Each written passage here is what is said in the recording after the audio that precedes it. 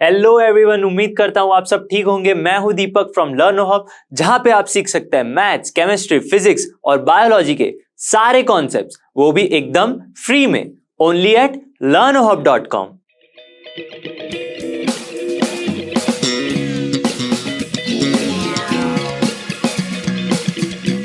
तो आज हम सॉल्व करेंगे क्लास 12th के इंटीग्रल्स चैप्टर की फर्स्ट एक्सरसाइज, जिसमें हम क्वेश्चन 1 से लेके 10 तक के सारे क्वेश्चंस डिटेल में सॉल्व करेंगे। आई होप कि आप सब ने इस चैप्टर का वन शॉट वीडियो देख लिया होगा, और अगर नहीं देखा है तो अभी जाइए और वन शॉट वीडियो देख लीजिए, जिसका लिंक आपको डिस्क्रिप्शन में मिल जाएगा। और अगर देख लीजिए है तो चलिए शुरू करते हैं।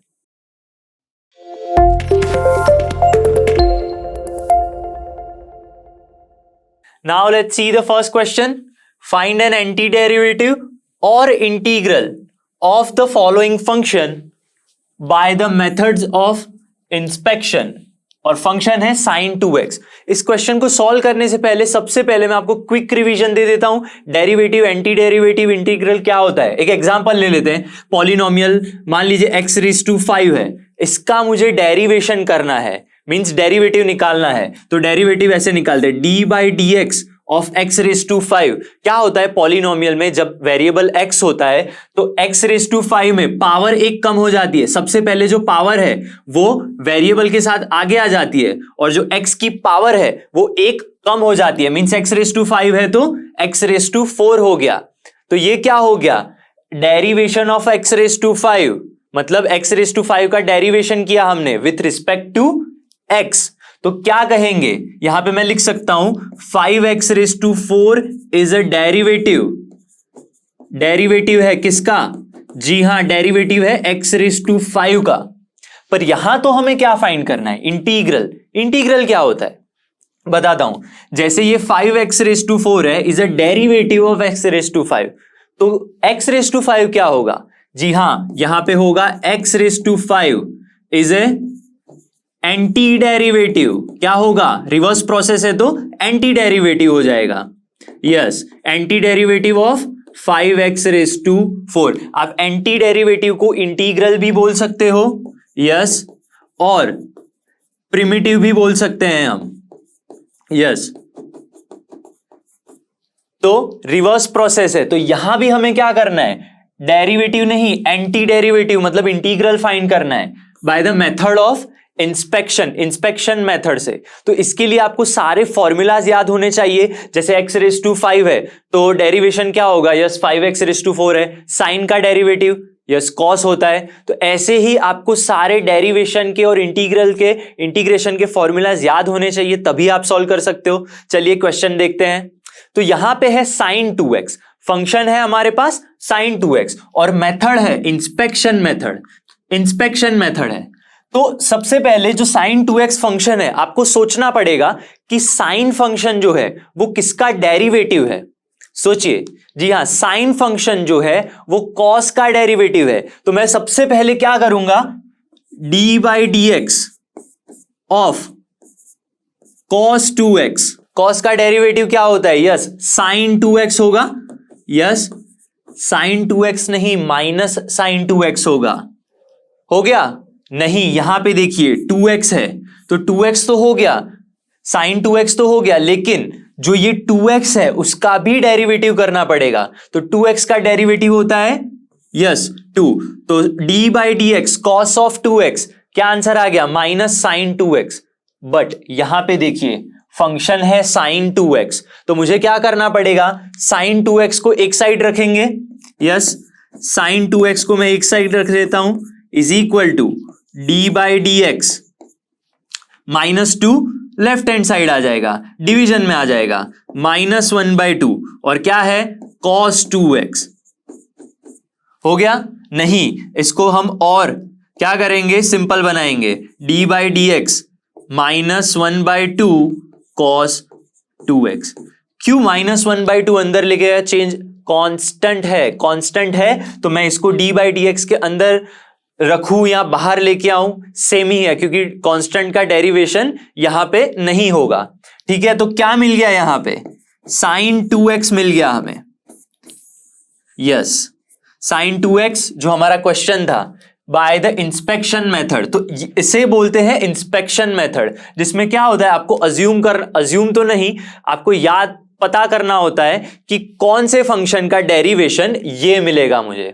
ठीक है, तो क्या मिला, sin 2x का डेरिवेशन नहीं, एंटी डेरिवेटिव क्या है, -1/2 cos x।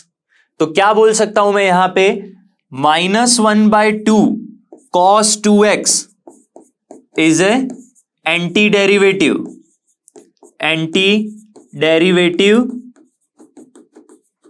Of sin 2x।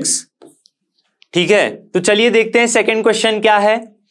cos 3x, हमें क्वेश्चन 1 से लेके 5 तक के जो सारे क्वेश्चन है उस सभी को इंस्पेक्शन मेथड से सॉल्व करना है, जैसे हमने फर्स्ट किया। ठीक है, तो cos 3x का भी हमें एंटी डेरिवेटिव फाइंड करना है सेम इंस्पेक्शन मेथड से। तो आप बताइए मुझे कि cos 3x का डेरिवेटिव, जी नहीं, डेरिवेटिव नहीं, ऐसा कौन सा फंक्शन है जिसका मैं डेरिवेशन करूंगा तो आंसर मुझे cos में मिलेगा। जी हां, साइन फंक्शन। तो यहां पे मैं लिखूंगा d/dx ऑफ cos 3x है तो मैं sin 3x लिख लूंगा। ठीक है, तो क्या हो गया, यस, साइन का डेरिवेटिव क्या होगा, यस, cos 3x, यस, लेकिन 3x का भी डेरिवेटिव करना पड़ेगा। जी हां, तो आंसर आएगा 3 cos 3x। इंप्लाइज क्या कर सकता हूं मैं, 3 को यहां पे लेफ्ट हैंड साइड लेके आइए, तो क्या हो जाएगा, cos 3x is equal to d/dx sin 3x, yes, और यहां पे 3 1/3 हो जाएगा। इसके क्या कर सकते हैं हम यहां पे, yes, cos 3x is equal to d/dx 1/3 sin 3x। आगे आंसर, तो यहां पे मैं क्या लिख सकता हूं, yes, the anti derivative of cos 3x is 1/3 sin 3x। समझ में आ गया। चलिए थर्ड क्वेश्चन देखते हैं क्या है, e⁻²x। अब इसे भी हम सेम इंस्पेक्शन मेथड से सॉल्व करेंगे।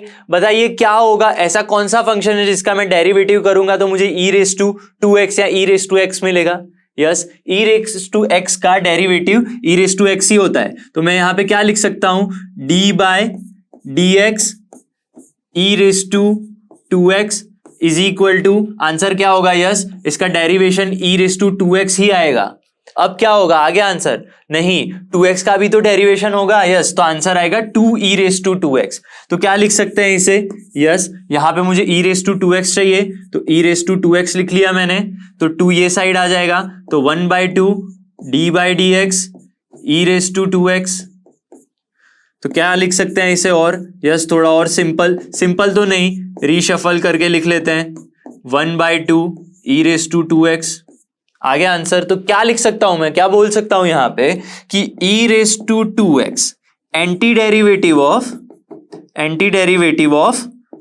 e⁻²x is 1/2 e⁻²x। Anti derivative बोल सकते हो आप, इंटीग्रल बोल सकते हो, प्रिमिटिव बोल सकते हो, बट ये कौन सी मेथड है, यस, इंस्पेक्शन मेथड है, और आपका आंसर आ चुका है यहां पे। चलिए फोर्थ क्वेश्चन सॉल्व करते, क्या है यहां पे, ax + b होल स्क्वायर। यहां पे भी हमें इंस्पेक्शन मेथड से एंटी डेरिवेटिव फाइंड करना है। ठीक है, तो सबसे पहले ये बताइए कि ये जो फंक्शन है, ये जो हमें दिया गया है, ऐसा कौन सा मैं फंक्शन लूं जिसका डेरिवेटिव करने पर मुझे ये आंसर मिलेगा। मान लीजिए ये x है। ठीक है, तो ax + b ये x है, बट मुझे चाहिए क्या, x² चाहिए। तो x² कब आता है, यस, जब मैं x³ का डेरिवेटिव करूंगा तब मुझे क्या मिलेगा, ax + b। मान लिया है कि ये x है तो x³ का क्या मिलेगा, x², और पावर यहां पे आ जाएगी। लेकिन ax + b है, उसमें ax + b का भी तो डेरिवेशन होगा, जहां पे ax का डेरिवेशन क्या आएगा, यस, a आएगा। तो मुझे आंसर क्या मिला, yes, 3a into ax + b whole square. लेकिन मुझे चाहिए क्या यहां पे, ax + b whole square, yes, तो क्या हो जाएगा यहां पे, ax + b whole square is equal to 3a will be on left hand side, so answer आ जाएगा 1/3a d/dx in the bracket ax plus B whole cube, लेकिन 1/3a को मैं ऐसे भी लिख सकता हूं यहां पे d/dx 1/3a into ax plus B whole cube हो गया। तो यहां पे क्या बोल सकते हैं हम? जी हां, हम कह सकते हैं कि 1/3a ax plus B cube क्या है? जी हां, ax plus B whole square का एंटी डेरिवेटिव है। तो यहां पे लिख लेता हूं मैं anti derivative of ax plus B whole square is क्या है? 1/3a ax plus B cube. तो आ गया आपका आंसर यहां पे। चलिए फिफ्थ क्वेश्चन देखते हैं क्या है। Sine 2x minus 4 into E raise to 3x। अब यहां पे ध्यान दीजिएगा, यहां पे हमारे पास दो फंक्शन है, तो क्या करूंगा मैं? d/dx लिख लेंगे सबसे पहले। जी हां, अब ऐसा कौन सा फंक्शन है जिसका डेरिवेशन करूंगा मैं, डेरिवेटिव निकालूंगा तो साइन आएगा आंसर। यस, cos 2x लिख लेता हूं यहां पे। तो इसका जब मैं डेरिवेशन करूंगा तो आंसर आएगा sin 2x, sin 2x नहीं 2 sin 2x। ठीक है, यहां पे आना चाहिए 2 sin 2x, लेकिन मुझे यहां पे सिर्फ sin 2x चाहिए, तो मुझे तो बस यही चाहिए। यहां पे 2 आएगा डेरिवेशन में, पर इस 2 को मुझे निकालना पड़ेगा, जिससे sin 2x। तो यहां पे डिवीजन में 2 रखना पड़ेगा, पर यहां पे डिवीजन में रखो उससे बेटर मैं यहां पे रख लेता हूं।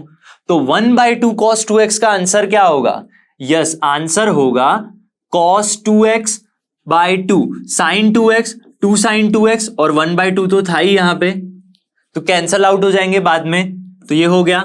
यहां पे देखिए 4e raised to 3x, तो पता ही है आपको e raised to 3x है, तो उसका डेरिवेटिव सबसे पहले होगा e raised to 3x।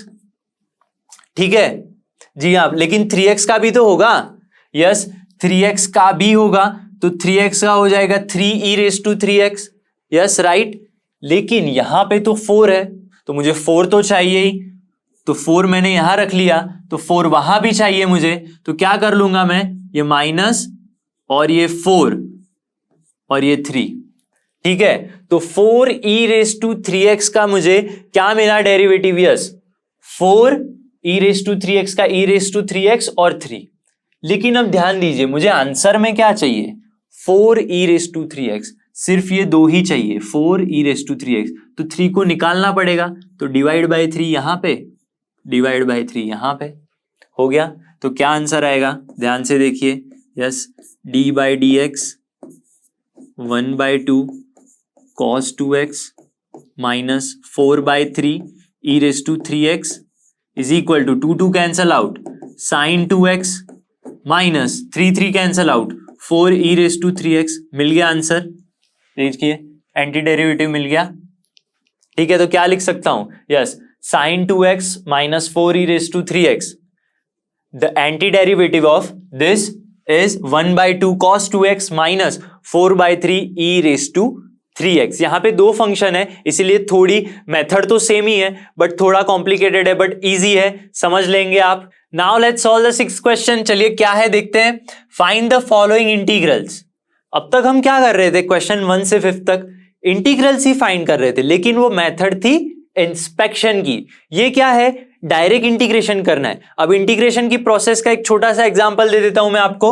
यहां पे x raised to 5 है, अगर इसका इंटीग्रेशन मुझे करना है तो क्या होगा? ऐसे लिखेंगे integration of x raised to 5 with respect to x, ऐसे पढ़ते हैं इसे।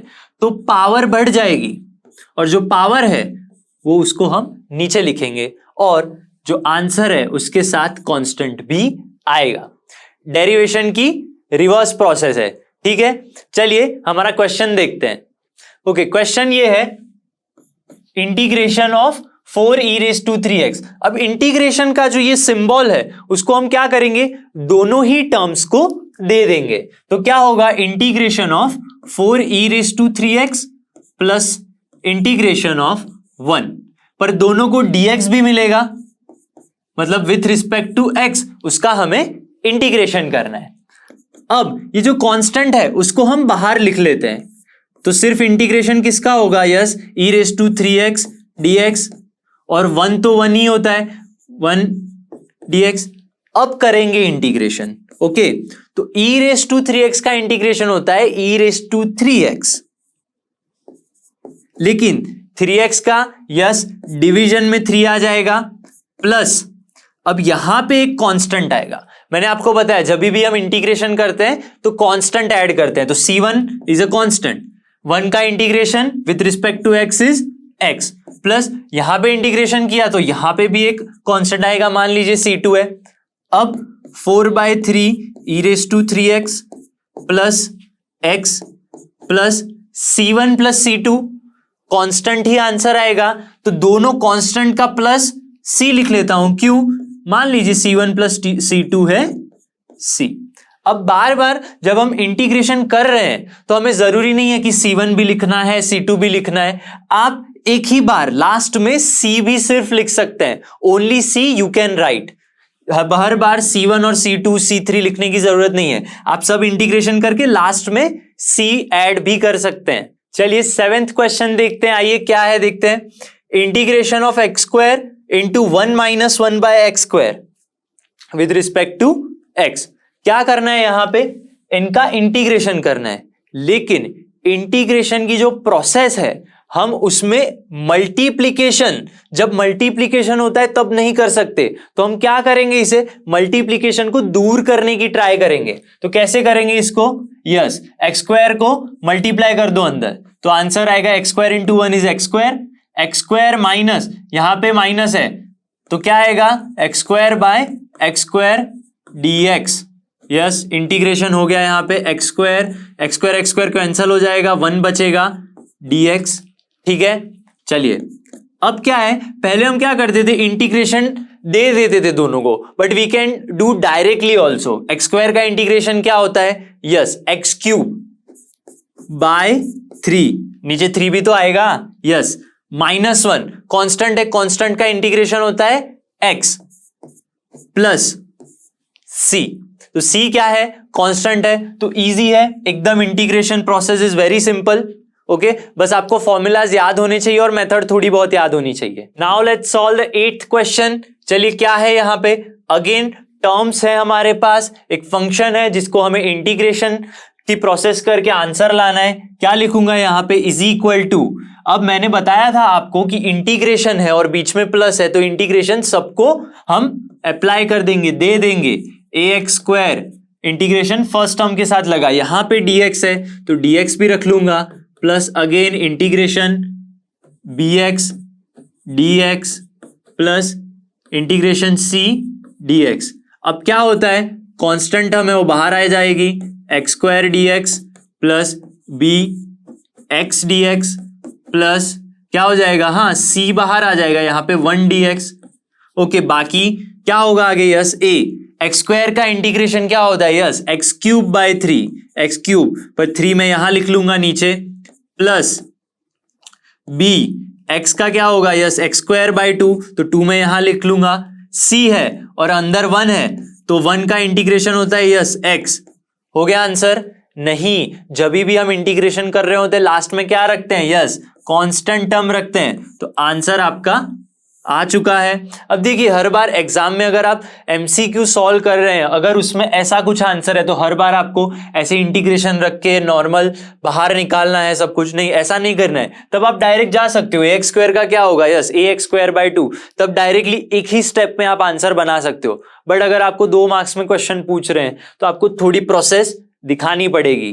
ठीक है, चलिए 9th क्वेश्चन देखते हैं क्या है, integration of 2x² plus e⁻x dx। Same process करेंगे, yes is equal to integration दे दो, फर्स्ट टर्म को क्या है, x² dx, 2x² dx है, plus integration of e⁻x dx is equal to क्या होगा, x² का इंटीग्रेशन, यस एक्स क्यूब हो जाएगा, एक्स क्यूब और यहां पे 2 था, x³ बाय 3, तो 3 यहां पे आ जाएगा, प्लस e⁻x है, e⁻x का इंटीग्रेशन क्या होता है, यस e⁻x ही होता है, प्लस c।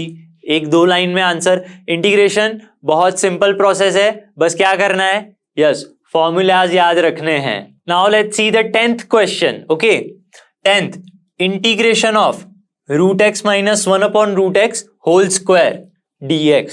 अब आप रूट देख के डर गए, नहीं डरना है, सिंपल है। रूट एक्स मानिए मत, यहां रूट एक्स है, सिंपल ए और बी समझ लीजिए। मान लीजिए ए और बी है, तो ए और b, a minus b whole square, formula लगाइए। फॉर्मूला, इंटीग्रेशन नहीं करना है, सबसे पहले क्या करना है, सिंपल बनाना है। सिंपल बनाते हैं, a minus b whole square, yes, a square minus 2a into b plus b square, मतलब 1 अपॉन रूट एक्स का होल स्क्वायर हो गया। इंटीग्रेशन था, dx था, लिख लिया। ओके, इजी है। रूट एक्स का square is x minus root x cancel, 2 plus 1 upon x dx। अब मैंने बताया था हर बार जरूरी नहीं है कि इंटीग्रेशन सबको दो, you can write directly. Okay, so x का integration, yes, x square by 2 minus 2 है, 2 का इंटीग्रेशन 2x प्लस, यहां पे ध्यान दीजिए, 1 upon x, yes, 1 upon x का इंटीग्रेशन होता है लॉग ऑफ मॉड एक्स। तो क्या लिखेंगे, log of mod x plus c. ये सारी फॉर्मूलाज है, आपको याद रखनी है, बार बार बोल रहा हूं, ठीक है। मैं उम्मीद करता हूं कि आप सबको आज जो हमने क्वेश्चन सॉल्व किए समझ में आ गए होंगे, और मैं मिलूंगा आपसे अगली वीडियो में। तब तक रिवीजन करते रहिए, नोट्स बनाइए। कहां से, लर्न हब से, जो फ्री है लेकिन बेस्ट है।